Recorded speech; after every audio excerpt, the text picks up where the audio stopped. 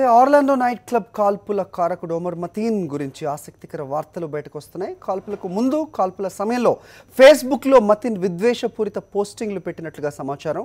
5 Facebook ఖాతాలతో మతీన్కు సంబంధం ఉన్నట్లుగా విచారణలో తేలింది.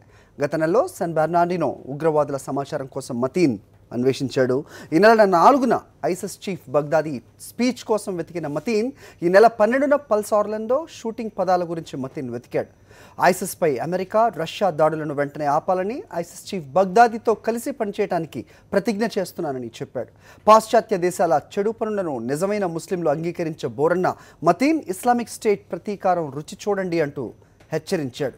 ఈ పోస్టింగ్లపై అమెరికన్ పోలీసులు దృష్టి సారించారు. ఈ వివరాలను ప్రస్తావిస్తూ ఫేస్బుక్ చీఫ్ జూకర్బర్గ్కు అమెరికా అంతర్గత భద్రతపై ఏర్పాటైన సెనెట్ కమిటీ లేఖ రాసింది. కేసు విచారణలో దర్యాప్తు సంస్థలకు సహకరించాలని కోరింది. ఇదిలా ఉంటే మతీన్ భార్య అరెస్టుకు రంగం సిద్ధమవుతోంది. కాల్పుల సంగతి నూర్కు ముందే తెలుసని సమాచారం.